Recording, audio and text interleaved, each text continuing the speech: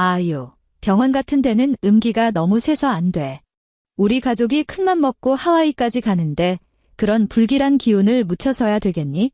현관에서 향수를 뿌려대며 당당하게 말하는 시어머니 김 여사를 보며 나는 지난 5년처럼 눈물을 삼키며 참지 않았다.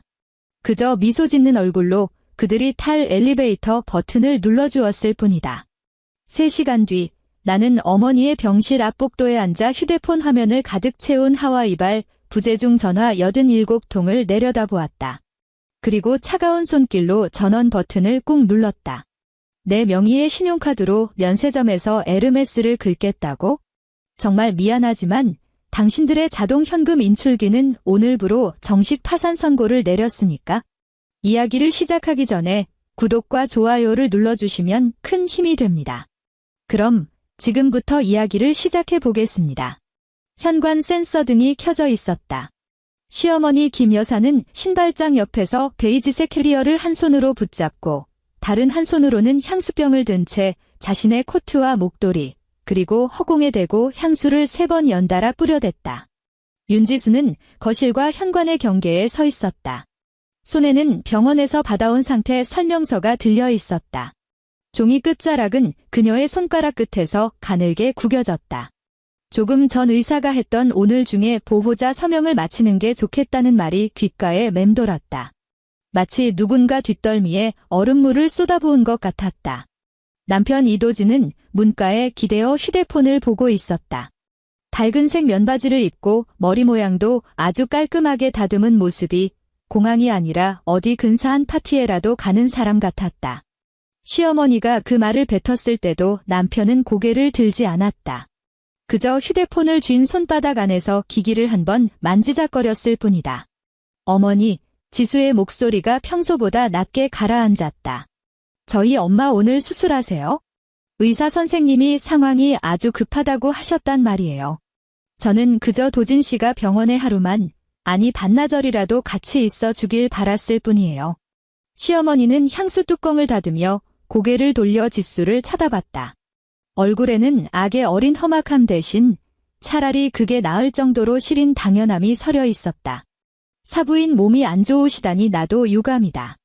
시어머니는 유감이라는 단어를 마치 다음 주에 비가 올 것 같다는 말처럼 가볍게 뱉었다.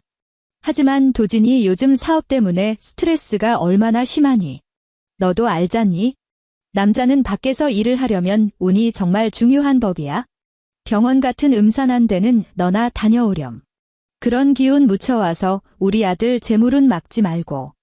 신우이 이아름이 침실에서 2번째 캐리어를 끌고 나왔다. 캐리어 바퀴가 바닥을 긁는 요란한 소리가 울려 퍼졌다. 그녀는 지수를 쳐다보지도 않은 채 제 가방 속을 뒤적거리며 인상을 찌푸렸다. 언니, 달러 환전 정말 안 해놓은 거야? 신우이가 가방 버클을 탁 소리 나게 닫았다. 오늘 집에 이런 일 있을 줄 알았으면 내가 직접 했을 거 아냐? 이제 공항 가서 줄 서야 하잖아. 정말 번거롭게 시리. 지수는 신우이의 손목에서 반짝이는 팔찌를 보았다. 지난달 신우이 생일 때 시어머니가 지수에게 가는 길에 하나 사오라고 시켰던 물건이었다. 당시 시어머니는 아가씨가 아직 미혼인데 올케가 좀 챙겨줘야 집안이 화목한 법이라고 했었다. 지수는 학원 일을 마치고 밤 11시에 식탁에 앉아 신우이가 보내온 사진들 중 가장 무난한 디자인을 골랐던 기억이 났다. 다음 날 아침 7시에 학부모 설명회가 있었음에도 말이다. 그런데 지금 신우이는 오직 달러 환전 걱정뿐이었다. 거실 커튼은 완전히 거치지 않아 서울의 오전 햇살이 가느다란 선이 되어 거실 탁자 위에 내려앉아 있었다.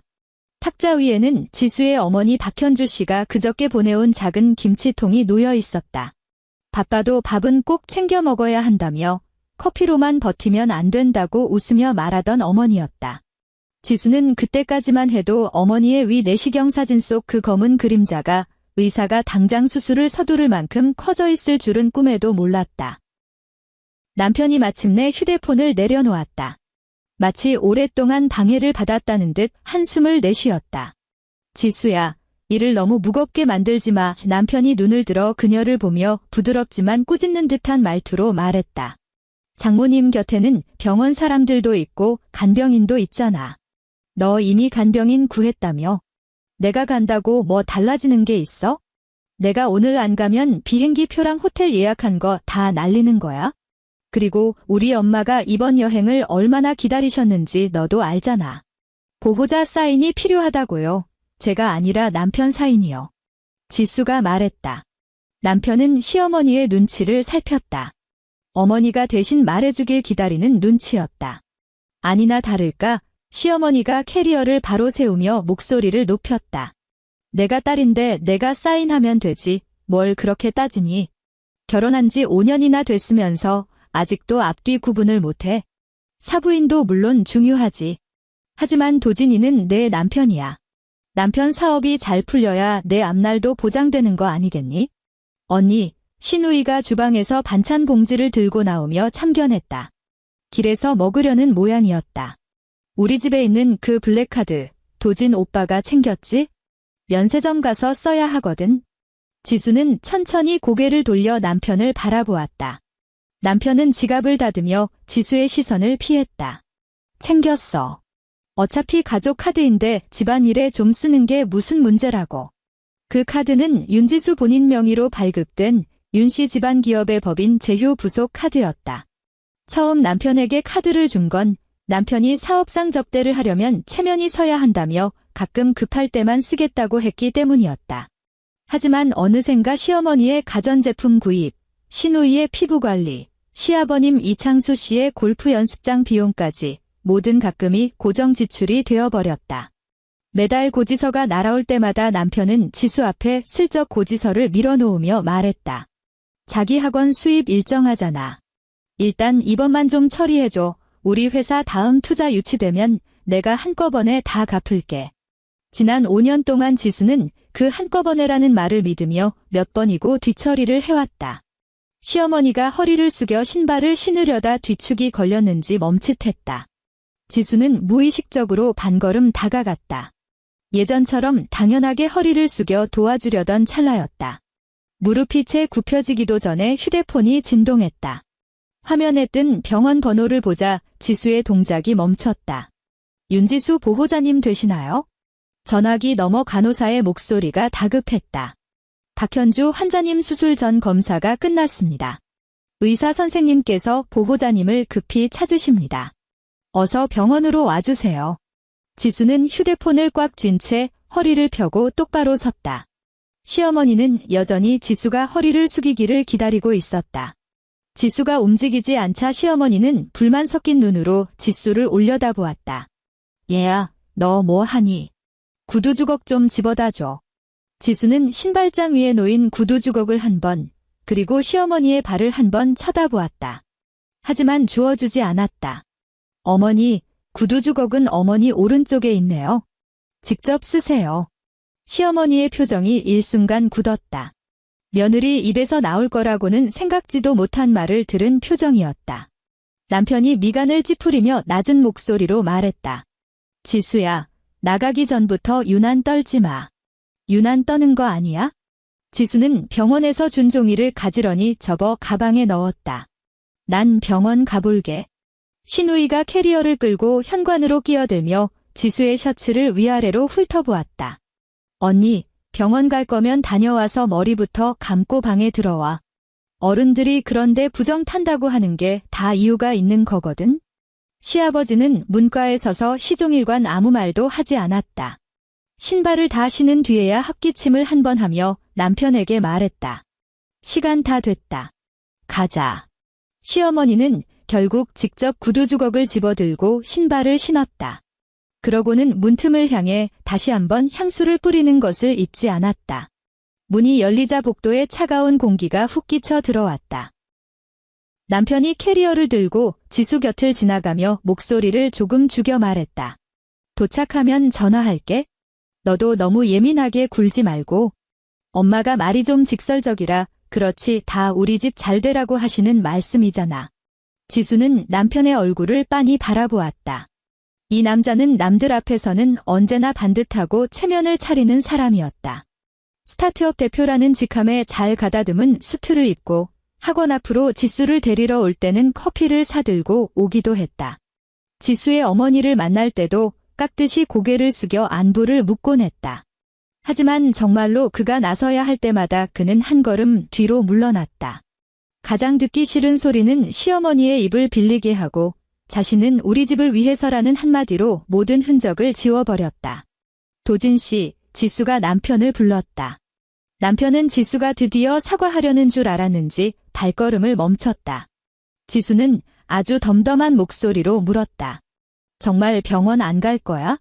남편은 캐리어 손잡이를 잡은 손가락을 두어 번 까딱거렸다. 내가 말했잖아. 지금 가봤자 의미 없다고. 일단 장모님 쪽 일부터 잘 처리해. 우리 다녀와서 찾아뵐 테니까. 시어머니가 짜증스럽게 엘리베이터 버튼을 눌러댔다. 찾아뵙긴 뭘 찾아뵈어? 수술 끝나고 천천히 가도 돼. 사람 죽는 것도 아닌데 우리 여행까지 망칠 일 있니? 엘리베이터 문이 열렸다. 금속문에 네 사람의 모습이 비쳤다. 캐리어들이 엉켜있는 모습이 마치 떠들썩한 출발 같았다. 지수는 다가가서 열린 버튼을 누른 채 그들의 짐을 안쪽으로 밀어주었다. 시어머니는 지수가 이제야 며느리 도리를 다한다고 생각했는지 콧방귀를 뀌었다. 진작 이래야지. 여자가 집안에서 남편 앞길 막는 게 제일 못난 짓이야. 지수는 살짝 미소를 지었다. 하지만 그 미소는 차가운 빛처럼 얼굴 위를 겉돌았다. 조심히 다녀오세요. 엘리베이터 문이 닫히기 직전까지 신우이의 불평이 들려왔다. 오빠, 공항 도착하면 면세점부터 가야 해. 늦으면 물건 다 빠진단 말이야. 내려가는 층수를 나타내는 숫자가 하나씩 줄어들었다. 복도는 다시 고요해졌고 문틀 위에 비상등만 깜빡거렸다. 지수는 문을 닫았다. 거실에는 시어머니가 뿌린 향수 냄새가 여전히 남아있었다. 머리가 아플 정도로 달콤한 그 냄새가 어머니가 보내준 김치 냄새를 누르고 병원의 소독약 냄새를 떠올리게 했다. 그녀는 잠시 멈춰 서 있다가 식탁 위의 그릇들을 싱크대에 넣었다. 수돗물을 틀자 물줄기가 사방으로 튀어 소매 끝을 적셨다.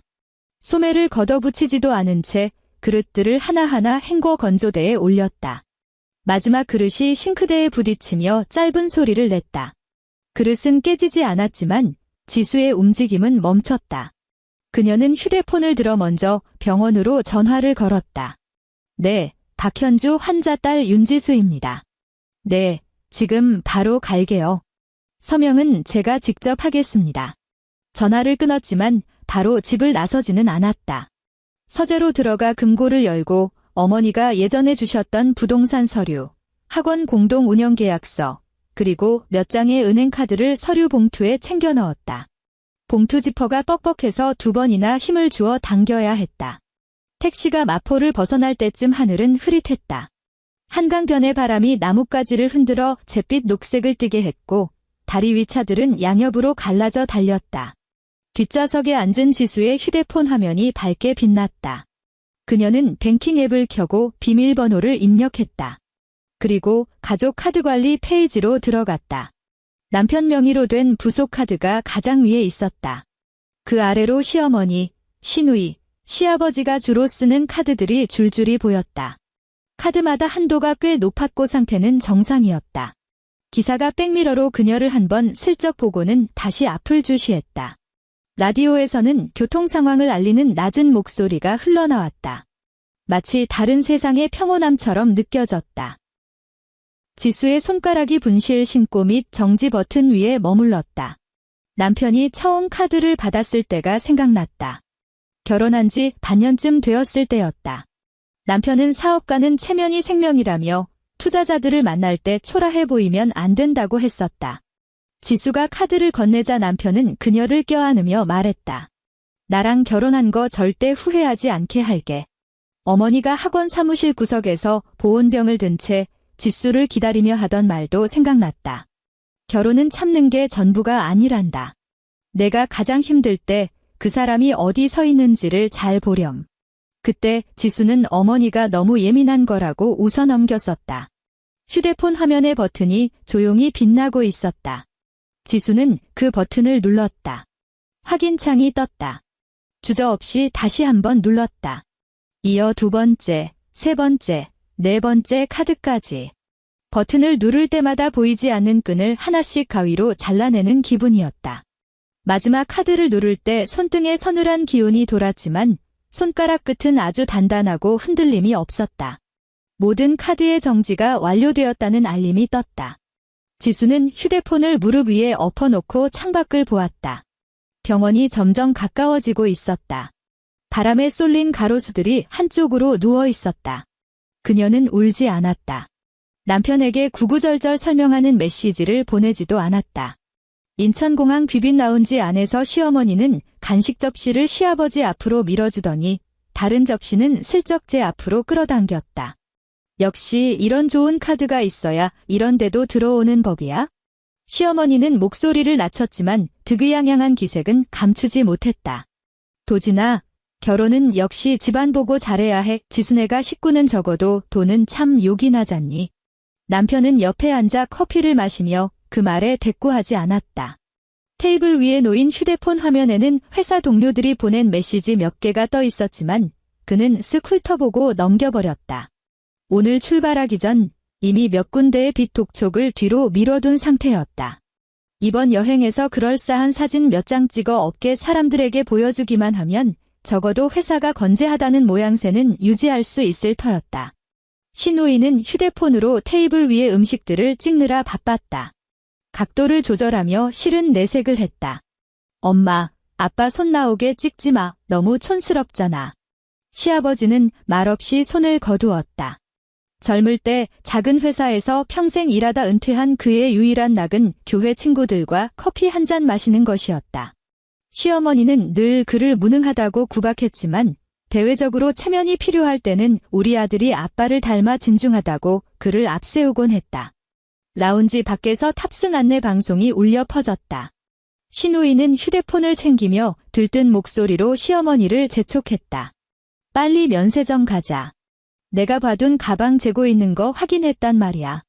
오늘 무조건 사야 해. 시어머니가 얼른 일어났다. 가자. 가. 지수개가 또 언제 돈 가지고 딴소리 할지 모르니 카드 긁힐 때 얼른 사버려야지. 남편은 그 말에 눈썹을 살짝 까딱했다. 엄마, 너무 대놓고 그러지 좀 마세요. 시어머니가 아들을 돌아보며 핀잔을 줬다. 대놓고라니. 걔가 내 마누라 아니냐. 걔가 버는 돈이 우리 집 돈이지. 내 사업 나중에 잘 되면 걔도 다 호강할 거 아니야. 남편은 더 이상 입을 열지 않았다. 컵을 테이블에 내려놓고 겉옷을 챙겼다. 컵받침이 닿아 있던 자리에는 둥그런 물 자국이 남았다. 면세점 조명은 눈이 부실 정도로 밝았다. 카운터 앞에는 몇몇 여행객이 줄을 서 있었고 공기 중에는 향수와 새 가죽 냄새가 뒤섞여 있었다. 신우이는 검은색 가방을 한번 매보고 다시 밝은색 가방으로 바꿔 매며 거울 앞에서 이리저리 몸을 돌렸다. 오빠, 이거 예쁘지? 신우이가 가방끈을 어깨에 걸치며 일부러 허리를 꼿꼿이 폈다. 나 평소에 출근할 때 들어도 되겠어. 시어머니가 옆에서 다른 가방을 집어들었다. 이건 나한테 딱이다. 교회 모임 갈 때 들고 가면 다들 한눈에 알아볼 거야. 남편은 가격표를 슬쩍 확인했다. 얼굴 근육이 살짝 경직되었지만 미소 짓는 점원과 뒤에서 기다리는 사람들 앞에서 약한 모습을 보일 수는 없었다. 그는 지갑에서 검은색 카드를 꺼내 능숙하게 건넸다. 이거 2개 같이 계산해주세요. 점원이 두 손으로 카드를 받아 결제기에 넣었다. 짧은 기계음이 들렸다. 점원의 미소가 잠시 멈칫하더니 다시 고개를 들었다. 손님, 죄송합니다. 카드가 승인 거절로 뜨네요. 정지된 카드로 나옵니다. 거울 속 신우이의 웃음이 딱딱하게 굳었다. 시어머니는 무슨 소리냐는 듯 눈을 깜빡거리다가 어깨에 메고 있던 가방을 내려놓으며 날카로운 소리를 냈다. 정지라니 그게 무슨 소리야? 다시 한번 긁어봐요. 남편의 얼굴이 순식간에 달아올랐다. 그는 카드를 낚아채듯 받아들며 짐짓 태연한 척 말했다. 기계 문제인가 보네요.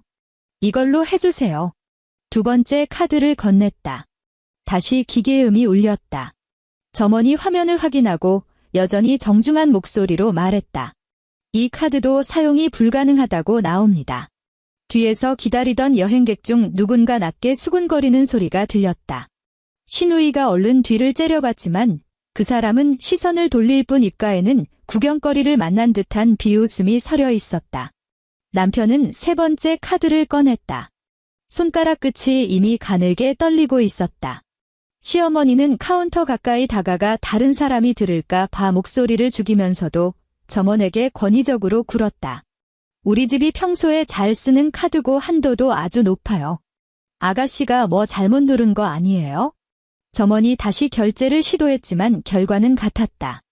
점원이 카드를 트레이에 담아 돌려주며 더 작은 목소리로 말했다. 손님, 3장 모두 정지 상태입니다. 카드사에 확인해 보시는 게 좋을 것 같습니다. 확인 뭘 확인해. 시어머니가 남편을 돌아봤다. 지수한테 전화해봐. 그 애가 실수로 뭐 잘못 건드린 거 아니니? 병원에서 정신없으니 애가 모자라게 굴어서 그런 거야? 남편이 휴대폰을 꺼내 지수의 번호를 눌렀다. 첫 번째는 받지 않았다. 두 번째는 바로 음성 사서함으로 넘어갔다. 세 번째 시도했을 때는 상대방의 전원이 꺼져 있다는 차가운 안내 멘트가 흘러나왔다.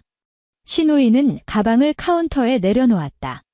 가방 버클이 금속 바닥에 부딪히며 쨍한 소리를 냈다. 그녀는 목소리를 억누르며 물었다. 오빠, 언니가 우리 차단한 거 아니야? 남편의 목등뼈가 움찔거렸다. 점원 앞에서 그런 가능성을 인정하고 싶지 않았던 그는 다른 번호를 눌렀다. 지수의 학원 사무실 전화였다. 한참 뒤에야 보조 강사가 전화를 받았다. 네, 강남 1관입니다. 남편은 목소리를 부드럽게 가다듬었다. 저 윤 원장 남편입니다. 지수 좀 바꿔주세요. 강사가 잠시 멈칫하더니 빈틈없이 예의 바른 말투로 대답했다. 이 선생님, 윤 원장님 오늘 긴급 휴가 중이십니다. 개인적인 용무는 전달해 드릴 수 없습니다. 내가 남편이라니까요. 남편의 목소리가 팽팽하게 날이 섰다. 점원은 2개의 가방을 조심스럽게 먼지 주머니에 다시 넣었다. 체면을 살려주려는 듯 아주 천천히 움직였지만 그 느린 동작이 오히려 더 큰 모욕처럼 느껴졌다. 뒤에 서 있던 여행객들은 이미 다른 쪽 카운터로 옮겨갔고 몇몇은 지나가며 남편을 힐끗거렸다. 강사는 여전히 정중했다. 이 선생님, 원장님께서 특별히 당부하셨습니다. 오늘은 업무 외에 어떤 연락도 받지 않겠다고요? 남편은 휴대폰을 꽉 쥐었다. 마디마디가 하얗게 변했다. 그는 전화를 끊고 시어머니에게 돌아섰다. 일단 그냥 가요. 시어머니의 얼굴이 불그락푸르락 변했다. 그냥 가다니. 사기로 다 약속했잖아. 아름이가 얼마나 기다렸는데. 내 마누라 이거 일부러 이러는 거지? 제 엄마 아프다고 우리 온 식구 망신 주는 거 아니냐고. 신우이는 휴대폰을 가방에 쑤셔 넣으며 입술을 깨물었다. 나 친구들한테 이거 샀다고 자랑 다 해놨는데. 남편이 낮은 소리로 윽박질렀다. 그만 좀 하세요. 일단 비행기부터 타요. 그들이 발을 돌려 떠날 때 뒤에서 점원이 작게 속삭였다. 손님, 안녕히 가세요. 그 평범한 서비스 멘트가 시어머니의 귀에는 가느다란 뺨을 때리는 소리처럼 들렸다. 문제는 면세점뿐만이 아니었다. 라운지 이용 금액 중 일부 추가 결제가 필요했다. 시아버지가 제 카드를 내밀어 보았지만 잔액 부족이 떴다. 남편은 지갑 속의 카드들을 하나씩 카운터 위에 펼쳐놓았다. 마치 빛바랜 플라스틱 조각들을 늘어놓은 모양새였다. 직원은 직업적인 미소를 유지하고 있었지만 눈빛은 이미 예의에서 경고로 변해 있었다. 손님, 탑승 시간이 얼마 남지 않았습니다. 시어머니가 시아버지의 소매를 잡아 끌었다. 교회 장 집사한테 전화해봐요. 일단 조금만 빌리고 서울 가서 갚는다고 해요. 시아버지는 얼굴이 화끈거렸다. 공항에서 그런 전화를 하라고? 시어머니가 이를 악물고 낮은 소리로 말했다. 그럼 여기서 발 묶여 망신당할 거예요? 시아버지는 구석으로 걸어가 가족들을 등지고 전화를 걸었다. 목소리를 죽여 들리지 않았지만 어깨가 조금씩 무너져 내리는 모습은 보였다. 몇 분 뒤 그는 친구가 임시로 송금해준 돈으로 겨우 비용을 결제했다. 좌석 업그레이드 계획도 수포로 돌아갔다. 시어머니는 탑승구에서 비즈니스석 승객들이 먼저 들어가는 것을 지켜보며 안색이 어둡게 가라앉았다. 신우이는 비행기 내내 좌석이 좁다며 투덜댔고 남편은 자리에 앉자마자 끊임없이 지수의 번호를 눌러댔다. 비행기가 이륙하기 전 마지막 안내 방송이 울릴 때 그는 휴대폰을 무릎 위에 거칠게 내려놓았다. 옆 좌석 승객이 그를 쳐다봤다. 남편은 고개를 들고 아무 일 없었다는 듯 억지 미소를 지어 보였다. 하와이의 공기는 고온다습했다. 비행기에서 내릴 때까지도 시어머니는 체면을 지키려 선글라스를 끼고 고개를 빳빳이 든 채 밖으로 걸어 나왔다. 호텔 로비에는 꽃향기가 가득했고 바닥은 반짝거렸다. 프런트 직원이 미소 지으며 보증금용 신용카드를 요청했다. 남편이 카드를 건넬 때 속으로는 이미 불길한 예감이 스치고 있었다. 몇 초 뒤 직원의 미소는 더 부드러운 사과로 바뀌었다. 정말 죄송합니다. 이 카드는 사전 승인이 거절되었습니다. 영어를 알아듣지 못하는 시어머니가 다급하게 물었다. 왜 그래? 방은 우리 예약했잖아. 신우이가 옆에서 휴대폰 번역기를 보며 안색이 점점 파랗게 질려갔다. 시아버지는 캐리어를 다리에 기대어 세워놓고 손바닥을 바지춤에 문질러 닦았다. 남편은 몇 장의 카드를 더 내밀었지만 결과는 모두 실패였다. 호텔 로비의 소파는 푹신했지만 그들은 딱딱하게 굳은 채 앉아 있었다. 발치에 쌓인 캐리어들이 마치 길가에 버려진 짐짝 같았다. 시어머니가 낮은 목소리로 독서를 퍼부었다. 지수한테 전화해. 그년이 미쳤지. 우리를 다 죽이려는 거야 뭐야? 남편은 수십 통의 전화를 걸었다. 연결되지 않았다. 그는 메시지를 보냈다. 처음에는 해명이었고 그 다음은 질책이었으며 나중에는 명령이었다. 당장 카드 풀어. 장모님 일은 내가 돌아가서 다 처리할 테니까 이런 식으로 고집 피우지 마. 우리 지금 외국이야. 얼마나 위험한 상황인지 몰라. 윤지수, 내가 조금이라도 아내다운 마음이 있다면 지금 당장 전화 받아. 메시지는 계속해서 전송되었지만 단 하나의 응답도 없었다. 신우이가 캐리어를 발로 툭 찼다. 대리석 바닥에 부딪히는 소리가 주변 투숙객들의 시선을 끌었다. 그녀는 얼굴을 감싸주며 울먹였다. 나 밖에서 자기 싫어. 오빠, 어떻게 좀 해봐. 남편은 현금을 환전할 곳을 찾으러 일어났다. 시어머니는 소파에 앉아 비로소 허리를 조금 굽혔다. 그녀는 로비를 오가는 여행객들을 보았다. 다른 사람들이 카드를 내밀고 카드키를 받아가는 모습을 지켜보며 우리 집은 체면 있는 집안이라는 표정이 조금씩 무너져 내렸다. 몇 시간 뒤 그들은 짐을 끌고 호텔을 떠났다. 밤바람에는 바다의 짠내와 쓰레기통 근처의 눅눅한 냄새가 섞여 있었다. 시아버지는 길가에서 교회 친구들에게 몇 번이고 전화를 더 걸었지만 상대방은 점점 전화를 늦게 받았다. 남편은 여행객들에게 돈을 빌려주는 중개인을 찾아냈지만 그가 내건 조건에 남편의 얼굴은 파랗게 질렸다. 신우이는 가로등 아래 숨어서 소셜미디어에 글을 올렸다. 캐리어와 길거리 벤치 사진을 올리며 온갖 억울함을 쏟아냈다. 생전 처음 여기 와서 인생 최악의 날을 보낸다. 누군가 일부러 카드를 정지시켜서 온 가족을 노숙하게 만들었다. 그런 여자는 정말 심장이 있는 걸까? 그녀는 이름을 밝히지 않았지만 사진 속에는 남편의 옆모습과 시어머니의 가방이 슬쩍 노출되어 있었다.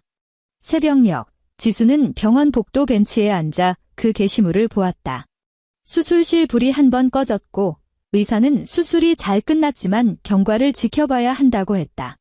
어머니는 병실로 옮겨졌고 산소 호흡기를 낀 채 아주 얕게 숨을 쉬고 있었다. 이마 위에는 땀에 젖은 백발 몇 가닥이 붙어 있었다. 지수의 휴대폰 화면에는 80통이 넘는 부재중 전화가 찍혀 있었다. 남편, 시어머니, 신우이, 시아버지. 번호가 번갈아 가며 깜빡였다. 메시지에는 욕설과 애원, 협박, 그리고 내 엄마 아직 죽지도 않았는데 남편 집안에 이럴 수 있느냐는 문장도 있었다. 지수는 그 문장을 보고 엄지손가락을 멈췄다. 병실 안기계가 삑 소리를 냈고 어머니의 손가락이 이불 밖에서 미세하게 움직였다. 지수는 휴대폰을 뒤집어 무릎 위에 내려놓고 손을 뻗어 어머니의 이불 끝을 여며주었다. 어머니는 아주 잠깐 눈을 떴다. 실눈을 뜨고 옆에 앉은 딸을 보더니 입술을 달싹였다. 도진이는 어머니의 목소리는 종잇장처럼 가늘었다. 지수는 어머니의 손을 꼭 잡았다. 어머니의 손등에는 반창고가 붙어 있었고 피부는 차가웠지만 마디마디에는 예전 지수를 안아주던 힘이 남아 있었다. 출장 갔어요. 지수가 말했다. 어머니는 몇 초간 딸을 바라보다가 더 이상 묻지 않았다. 병실 안에는 기계 소리만 가득했다. 잠시 후 어머니는 느리게 눈을 깜빡였다. 마치 차마 내뱉지 못한 말을 속으로 삼키는 것 같았다. 지수는 고개를 숙여 어머니의 손을 내려다보았다. 어머니가 이미 다 알고 있다는 걸 그녀라고 모를 리 없었다.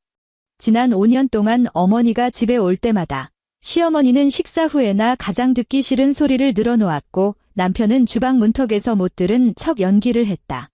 어머니는 한 번도 그 자리에서 따진 적이 없었다. 그저 떠날 때 지수의 목도리를 잘 여며주며 춥거든 참지 말라고 말해줄 뿐이었다. 그때마다 지수는 늘 괜찮다고만 했었다. 하지만 이번에는 괜찮다는 말을 하지 않았다. 날이 밝아올 무렵 지수는 복도 끝으로 걸어가 잘 아는 이혼 전문 변호사에게 전화를 걸었다. 한 변호사는 학원 학부모를 통해 소개받은 사람이었는데 예전에 지수의 운영계약 관련 분쟁을 도와준 적이 있었다. 전화가 연결되자 상대방의 목소리에 잠이 덜 깬 목소리가 섞여 있었다. 윤 원장님, 이 일은 시간에 어쩐 일이십니까? 지수는 창밖 병원 뒤뜰의 나무들을 바라보았다. 나무 아래로 간병인이 빈 휠체어를 밀고 지나가고 있었다. 한 변호사님, 이혼하려고요. 지수가 말했다. 그리고 남편 명의와 제 명의로 된 모든 이상 대출, 보증, 송금 내역을 다 조사해주세요. 빠를수록 좋습니다. 단, 모든 과정은 법 테두리 안에서 진행하고 싶어요. 수화기 넘어가 잠시 고요해졌다. 변호사의 목소리가 한결 맑아졌다. 지금 안전하신가요? 병원입니다. 어머니 수술이 방금 끝났어요. 알겠습니다. 변호사가 답했다. 일단 상대방을 따로 만나지 마세요. 감정적인 메시지에도 답장하지 마시고요. 카드 정지 기록, 상대방의 욕설 문자, 확보할 수 있는 송금 명세서를 다 저장해 두세요. 오늘 오전 중에 저희 쪽 사람을 보내겠습니다. 지수는 전화를 끊고 휴대폰 전원을 완전히 껐다. 화면이 검게 변한 뒤 그녀는 복도에 한참을 서 있었다. 새벽에 병원에는 발소리가 시작되었다. 간호사가 약수레를 밀고 지나가며 바퀴 굴러가는 규칙적인 소리를 냈다. 지수는 허리를 곧게 펴고 병실로 돌아갔다. 그 후 이틀 동안 지수는 마포집에 돌아가지 않았다. 어머니의 수술 후 상태는 안정적이었고 요양 계획을 서둘러 결정해야 했다. 지수는 학원 시간표를 다른 공동원장에게 잠시 맡기고 어머니를 일반 병실에서 집중 간호가 가능한 병동으로 옮겼다. 그녀는 매일 병원과 변호사 사무실, 그리고 학원을 오갔다. 잠은 아주 짧게 조각내어 자야 했다. 무너질 시간도, 제대로 된 밥 한 끼 먹을 시간도 없었다. 변호인단이 뽑아온 자료들이 회의실 탁자 위에 한 페이지씩 펼쳐졌다. 첫 번째는 남편 회사의 재무 상태였다. 이른바 스타트업이라던 회사의 장부는 이미 텅 비어 있었고 몇 번의 투자 유치도 성사되지 않았다. 사무실 임대료는 밀려 있었고 직원들의 퇴직금과 미지급 임금도 쌓여 있었다. 지난 3년 동안 지수가 남편의 사업을 돕기 위해 보냈던 돈들은 실상 회사 계좌로 들어가 급한 불을 끄는 데 쓰였다. 지수는 그 날짜들을 하나하나 훑어보았다. 날짜마다 남편이 했던 말들이 떠올랐다. 이번만 임시로 돌려막으면 돼. 투자자들이 이미 긍정적으로 답했어. 자기가 나 안 믿으면 누굴 믿겠어? 부부 사이에 이렇게 계산적으로 굴면 정 떨어지지. 두 번째 자료는 시어머니가 현재 살고 있는 경기도 아파트의 전세금 출처였다. 변호사가 복사본을 지수 앞으로 밀어주며 아주 평온한 말투로 말했다. 윤 원장님, 이 담보대출은 원장님 명의의 혼전주택을 담보로 시행되었습니다. 서류에는 원장님 서명이 되어 있고요. 하지만 저희가 보기에는 서명 흔적이 아주 이상합니다. 혹시 본인이 직접 가서 서명하신 적이 있습니까? 지수는 윤지수라고 적힌 그 석자를 뚫어지게 보았다. 평소 그녀의 필체를 억지로 흉내냈지만 마지막 획이 너무 과하게 눌려 있었다. 그녀는 학원에서 매일 수많은 서류에 사인을 하느라 평소수의 마지막 획을 아주 가볍게 긋는 버릇이 있었다. 하지만 서류상의 마지막 획은 마치 남들이 못 알아볼까 봐 겁이라도 난 듯 검은 잉크가 뭉칠 정도로 꾹 눌러 써져 있었다.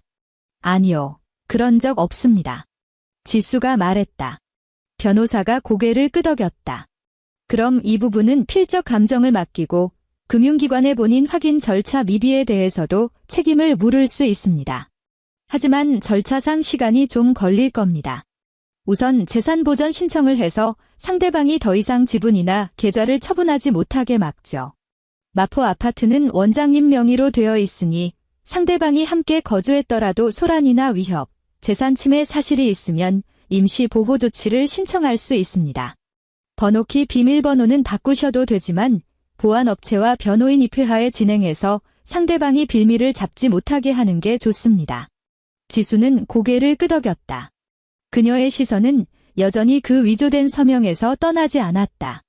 5년 전 남편과 결혼할 때 시어머니는 식을 마치고 이렇게 말했었다. 우리 집이 내 집에서 돈 한 푼 안 받았으니 내가 참채면 살려준 거다. 너는 앞으로 더 처신 잘해야 한다. 그때 지수는 시어머니가 그저 아들이 처가 덕 본다는 소리를 들을까 봐 걱정하는 줄로만 알았다. 그래서 늘 조심했다. 학원 일로 남편 기죽이지 않으려 애썼고 집안 살림 비용도 시어머니 앞에서 생색내지 않았다. 남편 회사가 어려워지면 메꿔주고 시어머니가 아파트가 불편하다고 하면 집을 알아봐주고 시누이가 힘들다 하면 용돈을 쥐어주었다. 알고 보니 그들은 그녀의 양보를 몰랐던 게 아니었다. 그저 그 양보를 다음번에 더 큰 것을 뺏기 위한 당연한 시작점으로 여기고 있었을 뿐이었다. 변호사는 다시 소셜미디어 캡처 사진 몇 장을 탁자에 올렸다. 시누이가 올린 글들이었다. 하와이 거리의 벤치, 저렴한 여인숙 입구, 캐리어 위에 앉아 불평하는 시어머니의 옆모습. 시누이는 장문의 글을 써서 올케가 얼마나 잔인한지, 온 가족이 길바닥에서 자게 생겼는지, 돈 있는 여자가 제일 무섭다는 둥 험담을 늘어놓았다. 이런 캡처가 도움이 될까요? 지수가 물었다. 변호사가 답했다. 그들이 해외에서 카드 정지로 곤경에 처했다는 사실 자체가 직접적인 법적 가치가 큰 건 아닙니다. 하지만 모욕적인 메시지와 결합하면 상대방이 원장님께 가한 압박과 괴롭힘의 증거가 될 수 있습니다. 적어도 조정 과정에서 유리한 배경 설명이 되겠죠. 지수는 캡처 사진을 폴더에 넣었다. 그들이 비참해졌다고 해서 웃음이 나지는 않았다. 그저 자신이 정지 버튼을 누른 뒤 그 결과가 드디어 마땅히 책임져야 할 사람들에게 돌아갔음을 확인할 뿐이었다. 사흘째 되던 날 밤, 남편은 결국 모르는 번호로 병원 유선 전화를 걸어왔다. 간호사가 병실로 전화를 연결해 주었을 때 지수는 어머니의 손을 닦아주고 있었다. 어머니는 잠들어 있었고 숨소리는 평온했다. 지수는 문 밖으로 나가 전화를 받았다. 병원 복도의 조명은 차가운 흰색이었고 정수기에서는 파란 불빛이 나오고 있었다. 지수야, 나야. 남편의 목소리는 아주 낮게 깔려 있었고 배경으로 시끄러운 바람 소리가 들렸다. 너 대체 왜 이러는 거야? 지수는 한 손에 어머니의 젖은 수건을 든 채 벽에 기대어 섰다. 이혼하고 싶어. 전화 너머로 짧은 침묵이 흘렀다. 그러더니 남편이 헛웃음을 쳤다. 비웃음 섞인 차가운 웃음이었다. 너 미쳤어. 내가 병원 안 간 거 그것 때문에 그래? 너 지금 내가 어디 있는지 알아? 우리 가족 너 때문에 제대로 된 호텔도 못 가고 개고생 중이야. 엄마는 밥 한 끼 제대로 못 드셨고 아름이는 밤새 울었어. 내 마음이 시원하니? 우리 엄마 수술하던 날 당신들은 면세점에서 내 카드를 긁고 있었잖아. 지수가 말했다. 남편의 거친 숨소리가 들려왔다. 그건 우리 집 카드였잖아. 아니야. 지수는 젖은 수건을 손목에 걸치며 동요 없이 말했다. 내 명의의 카드야. 난 정지할 권리가 있어? 윤지수. 남편이 드디어 그녀의 이름을 부르며 다급하게 소리쳤다. 말 그렇게 차갑게 하지 마. 부부 사이에 내 거가 어디 있어? 내 회사도 나 혼자 잘 먹고 잘 살려고 하는 거 아니야? 나 성공하면 너도 기 살고 좋은 거 아니냐고. 당신 회사 3년째 적자잖아. 지수가 덧붙였다. 내 돈으로 구멍 메우고 내 서명까지 위조해서 내 집 담보로 당신 엄마 전세금 마련해 준 거. 도진 씨 그것도 다 나를 위해서였어? 전화기 넘어가 순식간에 조용해졌다. 복도 끝에서 간호사가 카트를 밀고 지나갔다. 카트 위 시약병들이 가늘게 부딪히며 소리를 냈다. 지수는 그 침묵을 들으며 남편의 침묵이 더 이상 그를 보호해주지 못한다는 걸 느꼈다. 한참 뒤에야 남편이 부자연스러운 목소리로 입을 열었다. 너 누구한테 무슨 소리를 들은 거야? 서류 같은 건 내가 잘 몰라서 그래? 회사 투자 받을 때 절차가 복잡해서 아마 내가 예전에 사인해놓고 잊어버린 걸 거야? 난 잊어버린 적 없어. 지수가 잘라 말했다. 남편의 말투가 다시 강압적으로 변했다. 너 지금 감정적이야. 일단 우리 돌아가서 이야기해. 나중에 후회할 짓 하지 말고. 변호사가 연락할 거야. 지수가 말했다. 변호사. 남편이 그 단어에 찔린 듯 목소리를 높였다. 우리 집안일을 남한테 보여주겠다고? 나중에 내 체면이 뭐가 되겠어? 지수는 병실 문에 달린 작은 창을 보았다. 어머니가 누워있고 하얀 얼굴 위로 조명이 내려앉아 있었다. 남편은 제 체면을 묻고 있었다. 그 순간 그녀는 묻고 싶었다. 어머니가 수술대에 누워있을 때 그에게 내 체면은 어디 있었느냐고. 하지만 묻지 않았다. 이제 남편의 대답 따위는 필요 없었으니까. 우리 엄마 방금 수술 끝내고 쉬셔야 해. 지수가 말했다. 앞으로 병원으로 전화하지 마. 그녀는 전화를 끊고 수화기를 내려놓았다. 차가운 플라스틱의 감촉이 손끝에 닿았지만 손은 떨리지 않았다. 닷새째 되던 날 새벽, 시댁 식구 4명이 서울로 돌아왔다. 원래대로라면 구릿빛으로 그을린 피부와 쇼핑백, 여행 사진을 들고 왔어야 했다. 하지만 실제 공항 문을 나서는 시어머니의 머리카락은 이마에 떡져 붙어 있었고 겉옷은 캐리어에서 억지로 꺼낸 듯 구겨져 있었다. 시누이의 눈가는 해텄고 휴대폰 배터리는 바닥을 드러낸 채 끊임없이 투덜거렸다. 시아버지는 캐리어를 끌며 빚 갚는 사람 마냥 무거운 발걸음을 옮겼다. 남편은 수염이 덥수룩하게 자라 있었고 셔츠 기대는 땀 자국이 선명했다. 택시가 마포 아파트 앞에 멈춰 서자 시어머니는 그제야 기운을 차린 듯했다. 들어가서 얘기해. 시어머니는 캐리어를 끌고 현관으로 향하며 갈라진 목소리로 소리쳤다. 그년이 문이라도 안 열어주면 내가 오늘 이 동네 사람 다 듣게 그년 정체를 다 까발릴 테니까. 현관 보안 요원이 그들을 보더니 복잡한 표정을 지었다. 남편은 아랑곳하지 않고 가족들을 데리고 엘리베이터에 올랐다. 거울에 비친 4사람의 얼굴은 처참했다. 아무도 입을 열지 않았다. 드디어 층수에 도착하자 시어머니가 먼저 달려나가 도어록 비밀번호를 눌렀다. 삑삑 소리가 나더니 빨간불이 들어왔다. 시어머니는 미간을 찌푸리며 다시 한번 눌렀다. 다시 빨간불이 켜졌다. 시누이가 벽에 기대어 짜증 섞인 목소리를 냈다. 엄마, 번호 틀린 거 아냐? 내가 틀려. 시어머니가 버럭 소리를 질렀다. 내가 여기서 산 게 얼마인데 번호를 틀려. 남편이 문 앞으로 다가와 자신이 기억하는 번호를 입력했다. 문은 열리지 않았다. 다시 시도하자 경고음이 울려 퍼졌다. 날카로운 전자음이 고요한 복도를 메우자 옆집 문이 살짝 열리더니 중년 여성이 내다보고는 서둘러 문을 닫았다. 시어머니의 얼굴이 시뻘겋게 달아올랐다. 그녀는 문을 두드리기 시작했다. 처음에는 점잖게 치는 듯 하더니 이내 주먹으로 쾅쾅 내리쳤다. 야, 윤지수. 이 독한 년아, 당장 문 열어. 시어머니의 비명이 복도 벽을 타고 울렸다. 우리를 이 꼴로 만들어 놓고 번호를 바꿔? 당장 안 열어. 시아버지가 시어머니의 소매를 잡아당겼다. 그만해, 동네 사람 다 듣겠어. 시어머니가 남편의 손을 뿌리쳤다. 들으라 그래. 며느리가 시댁 식구들한테 어떤 짓을 했는지 다 알게 해야 해. 남편이 지수에게 전화를 걸었지만 역시 불통이었다. 관자놀이의 핏대가 선 그는 문을 발로 걷어찼다. 쿵소리와 함께 도어록 경보음이 더 크게 울렸다. 그때 엘리베이터 문이 열리고 보안요원 2명과 관리실 직원이 나타났다. 보안요원이 단호한 목소리로 제지했다. 이 선생님, 소란 피우지 마십시오. 윤지수 씨로부터 서면 통보를 받았습니다. 시어머니가 직원을 노려봤다. 무슨 통보? 여긴 내 아들 집이야. 관리실 직원이 서류 한 장을 내밀었다. 이 아파트는 윤지수 씨 명의로 되어 있습니다. 대리인 변호사의 통지에 따르면 이 선생님과 가족분들은 무단 침입을 하실 수 없습니다. 계속 문을 파손하거나 소란을 피우시면 경찰에 신고할 수밖에 없습니다.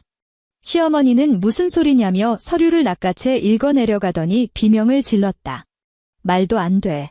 부부가 사는 집에 왜 남편이 못 들어와? 그년 어디 있어? 나오라고 해. 보안요원이 시어머니를 차분하게 응시했다. 윤지수 씨는 여기 안 계십니다. 큰 소리 내지 마시고 돌아가 주십시오. 시어머니 뒤에 있던 시누이가 파르르 떨리는 목소리로 끼어들었다. 그럼 우리 짐은요? 내 옷이랑 화장품 다 저 안에 있다고요. 지가 뭔데 우리 물건을 못 가져가게 해. 관리실 직원이 서류 다음 장을 넘겼다. 변호사 측에서 보내온 내용에 따르면 개인 물건은 시간을 예약해서 변호사나 관리실 직원 입회하에 가져가실 수 있습니다. 오늘은 안 됩니다. 남편은 서류를 가로채 변호사 사무실 이름을 확인하더니 안색이 어두워졌다. 그는 깨달았다. 지수가 단순히 화가 나서 심술을 부리는 게 아니라는 것을. 그녀는 이미 집 안쪽에서부터 그와의 관계를 완전히 도려내고 있었다. 시어머니는 여전히 물러나지 않았다. 캐리어 위에 주저앉아 대성통곡을 하며 소리쳤다. 내 금쪽 같은 아들을 어떻게 키웠는데 이런 년을 만나서. 친정엄마 아픈 게 대수야? 전 세계가 다 상주 노릇이라도 해야 하느냐고. 나와. 윤지수, 당장 나와. 옆집 문들이 다시 조금씩 열렸다. 복도 끝에서 지켜보는 사람, 휴대폰을 들고 수군거리는 사람들이 생겨났다. 평소 시어머니는 남들 앞에서 체면을 중시하며 명절마다 이웃들에게 선물을 돌리고 고상한 척을 해왔다. 하지만 지금 그녀는 헝클어진 머리로 캐리어 위에 앉아 악을 쓰고 있었다. 그 모든 체면이 닫힌 도어록 너머로 사라져버린 꼴이었다. 보안요원이 마지막으로 경고했다. 김 여사님, 계속 이러시면 정말 경찰 부르겠습니다. 남편이 시어머니의 팔을 잡아 끌었다. 엄마, 일단 가요. 시어머니는 일어나지 않으려 버텼다. 가긴 어딜까? 우리가 갈 데가 어디 있어? 경기도 집 열쇠는 누가 갖고 있는데? 전세금 다 냈잖아. 남편의 얼굴은 더 심하게 일그러졌다. 복도에서 설명할 수는 없었다. 그 집 전세금이 사실은 남편의 적금도 시어머니가 생각하는 아들의 효도도 아니었다는 것을. 지수 명의의 부동산에서 억지로 짜내 만든 돈이었다는 사실을 말이다. 이제 지수가 다 알아버린 이상 그 집의 재계약도 보증금도 대출도 모두 그들을 압박해오는 족쇄가 될 터였다. 시아버지가 굽은 허리로 캐리어를 챙기며 나직이 말했다. 일단 내 친구네 집으로 가자. 시어머니가 다시 욕을 퍼부으려 했지만 보안요원이 휴대폰을 들어 올렸다. 남편은 시어머니의 팔을 거의 끌다시피 해서 엘리베이터에 태웠다. 문이 닫히기 직전까지 시어머니는 열리지 않는 문을 향해 마지막 저주를 퍼부었다. 윤지수, 너 천벌 받을 줄 알아라. 문은 대답이 없었다. 경보음이 멈춘 복도에는 오직 서늘한 정적만이 감돌았다. 그날 오후, 남편은 강남에 있는 학원을 찾아갔다. 학원 건물 앞에는 수업을 마치고 나오는 아이들을 기다리는 학부모들이 서 있었다. 유리문은 깨끗하게 닦여 있었고 벽에는 이달의 모의고사 설명회가 붙어 있었다. 지수가 동료 원장과 함께 일궈낸 이곳은 과장된 광고보다 안정적인 성적과 철저한 관리로 유명했다. 남편은 예전에 이곳에 오는 것을 아주 좋아했다. 데스크에서 학부모들에게 인사하며 자신이 윤 원장의 남편임을 은근히 과시하곤 했다. 하지만 이번에 그는 예약도 없이 로비로 들이닥쳤다. 데스크에 조교가 일어났다. 이 선생님, 원장님 오늘 안 계십니다. 예약 없이는 사무구역에 들어가실 수 없습니다. 남편은 선글라스를 벗어 데스크에 거칠게 내려놓았다. 그 사람 나오라고 해 우리 집 문 잠그고 시어머니 길바닥으로 내몰고 자기는 여기 숨어 있으면 다야? 학부모 몇몇이 고개를 돌려 그를 쳐다봤다. 교복을 입은 학생 하나가 계단 입구에서 발을 멈췄다. 조교는 침착하게 내선 전화를 들었다. 보안 요원님, 1층 로비로 와주세요. 남편은 사무구역으로 들어가는 유리문을 밀치려 했다. 하지만 문은 잠겨 있었다. 어깨로 문을 들이받자 유리가 크게 흔들렸다. 조교가 뒤로 물러나며 경고했다. 이 선생님, 멈추세요. 아이들이 보고 있습니다. 아이들이 보고 있다고? 남편이 비웃었다. 윤 원장지 집구석도 건사 못하면서 누굴 가르친다는 거야? 그 말이 떨어지기 무섭게 측면 문에서 보안 요원 2명이 나타났다.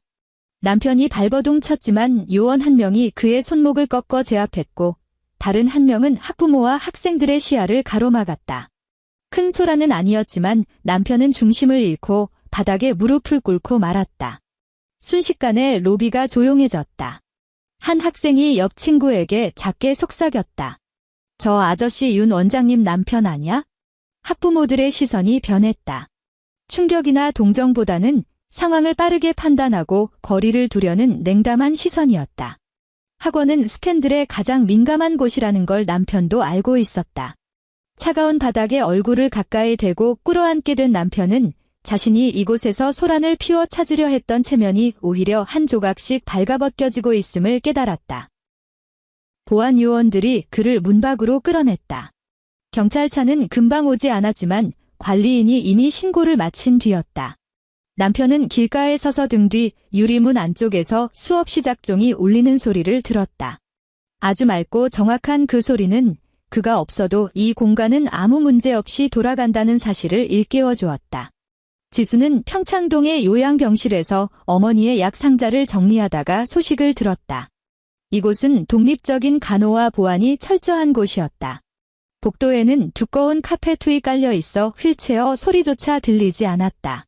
어머니는 이곳으로 옮긴 뒤 조금씩 기운을 차리고 있었다. 비록 많이 드시지는 못해도 앉아서 딸의 학원 이야기를 들어줄 정도는 되었다. 조교가 전화를 통해 상황을 보고했다. 원장님, 학부모님들께는 개인적인 사정이라고 잘 말씀드렸고 변호사님께도 전달했습니다. 지수는 약 상자를 닫으며 물었다. 애들이 놀라지는 않았니? 몇 명이 보긴 했지만 보안팀이 금방 처리했습니다. 오히려 학부모님들은 저희 관리가 철저하다고 좋아하시던걸요. 고생했다. 지수가 말했다.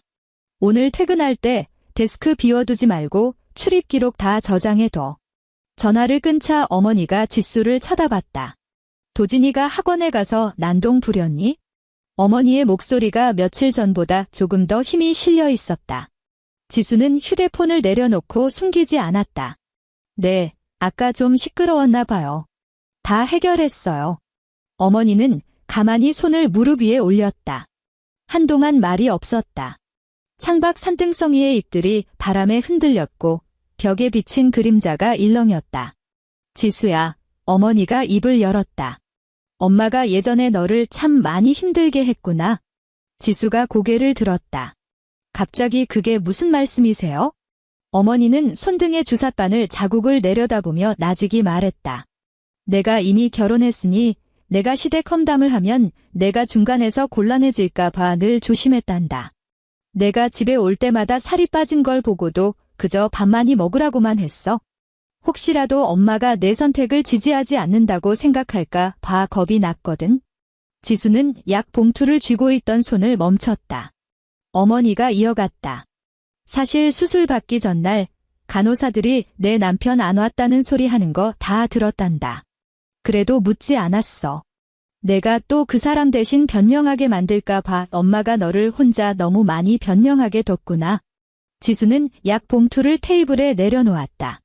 침대 옆으로 다가가 어머니의 컵을 가까이 옮겨주었다. 물이 조금 식어 있었다. 그녀는 따뜻한 물로 다시 채워 컵을 건넸다. 아주 천천히 모든 동작 하나하나에 정성을 담아 확인하듯 움직였다. 엄마, 지수가 말했다. 앞으론 저 때문에 곤란해하지 마세요. 그럴 일 없을 거예요. 어머니는 딸을 바라보았다. 지수는 더 이상 긴 말을 하지 않았다. 그저 컵을 건네고 손등으로 컵 벽면의 온도를 가늠해 보았을 뿐이다. 어머니는 컵을 받아 한 모금 마셨다. 목구멍으로 물이 넘어가는 소리가 아주 작게 들렸다. 컵을 다시 내려놓았을 때도 어머니의 손가락은 여전히 컵 언저리에 머물러 있었다. 이혼 조정 기일이 되던 날, 날씨는 맑았지만 공기는 차가웠다. 남편은 짙은 색 수트를 입고 수염을 깔끔하게 깎은 채 나타났다. 머리 모양도 다시 매만진 모습이 예전의 체면을 회복하려는 듯 보였다. 시어머니는 당사자가 아니라 조정실에 들어올 수 없었지만 복도를 끊임없이 서성거리며 문틈을 엿보았다. 시누이는 오지 않았다. 듣기로는 하와이에서 빌린 돈 독촉 때문에 밤낮으로 선술집에서 아르바이트를 하느라 바쁘다고 했다. 뜨거운 국물에 손목을 떼어 화상 자국이 남았다는 이야기도 들렸다. 지수는 반대편에 앉아 회색 코트를 입고 서류 가방 하나만 앞에 두었다. 한 변호사가 옆에 앉아 자료들을 정연하게 분류해 놓았다. 조정위원이 먼저 양측의 의견을 물었다. 남편 쪽 변호사는 아주 조심스럽게 입을 열었다. 혼인 기간 동안의 공동생활, 남편의 사업적 기여, 아내의 경제적 능력을 강조했다. 학원이 비록 지수의 명의지만 혼인 후 수익은 부부가 공동으로 형성한 재산이므로 분할 시 남편의 기여도를 충분히 고려해야 한다고 주장했다. 남편은 기여라는 단어가 나오자 허리를 더 팽팽하게 폈다. 조정위원이 지수 쪽을 보았다. 한 변호사는 서두르지 않고 서류 몇 장을 제출했다. 저희는 상대방의 학원에 대한 주장에 동의하지 않습니다. 변호사가 말했다. 학원은 윤지수 씨가 혼인 전 공동 설립한 것이며 혼인 후 운영 또한 윤 씨와 공동원장이 실질적으로 도맡아왔습니다. 이도진 씨는 교육이나 경영, 투자에 전혀 참여한 바가 없습니다. 오히려 이 씨는 사업 자금 명목으로 윤 씨의 계좌와 신용 한도에서 자금을 수시로 가져가 개인 회사의 손실을 메우고 본가 가족들의 생활비로 사용했습니다. 남편이 끼어들었다. 그건 부부 사이에 서로 돕는 차원이었죠. 조정위원이 제지했다. 대리인 말이 끝날 때까지 기다리세요. 한 변호사가 다음 장을 넘겼다. 또한 이 담보대출 서류를 제출합니다. 서류상의 서명은 윤지수 씨 본인의 필적이 아닙니다. 이미 필적 감정을 신청했고 금융기관에도 이의를 제기했습니다. 이도진 씨는 서명을 위조해 담보를 설정하고 그 자금으로 본인의 모친인 김 여사의 전세 보증금을 마련했습니다. 이는 통상적인 가사 비용의 범위를 넘어선 것이며 윤 씨의 재산권을 명백히 침해한 행위입니다. 남편의 안색이 눈에 띄게 나빠졌다. 지수는 남편을 쳐다보지도 않았다. 그녀는 탁자 위에 그 복사본을 내려다보았다. 마치 빛 아래로 드러난 오래된 빛창부를 보는 기분이었다. 남편 측 변호사가 남편과 귓속말을 주고받았지만 남편은 참지 못하고 몸을 앞으로 숙였다. 목소리에 조급함이 묻어났다. 위조라는 단어는 너무 심하잖아. 그때 다 가족끼리 합의된 거였어. 지수야, 너 기억 안 나? 엄마 집 재계약해야 한다고 어른들 편히 사시는 게 제일 중요하다고 내가 말했었잖아.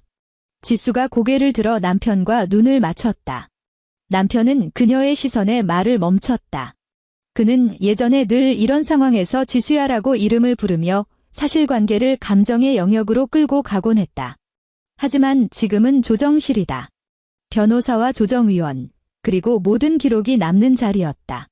그의 한마디 한마디는 식탁 위의 대화처럼 그냥 사라져주지 않았다.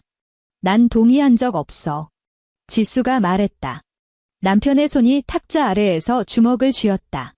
너 지금 와서 왜 그래? 그날 난 학원 학부모 설명회 중이었어. 지수는 가방에서 출근부와 회의 기록 한 장을 꺼내 변호사에게 건넸다. 저녁 7시부터 10시 반까지였고 학부모들의 서명과 CCTV 기록, 강의 자료 배부 일지가 다 남아있어. 대출 서류상의 서명 시각은 같은 날 저녁 8시 40분이더군. 도진 씨, 내가 무슨 수로 동의를 해? 남편의 입술이 달싹였지만 소리가 나오지 않았다. 조정실 안이 순식간에 고요해졌다. 조정위원은 자료를 훑었고 상대 측 변호사는 서류 넘기는 속도가 빨라졌다. 문 밖에서 시어머니가 상황을 눈치챘는지 문 너머로 소리쳤다. 도진아. 직원이 얼른 나가 조용히 해달라고 주의를 주었다. 지수가 이어갔다. 당신 회사를 위해 내가 몇 번이나 돈을 해줬는지 자료에 다 있어. 시어머니 아파트를 위해 내가 어떤 비용을 냈는지도 다 있고.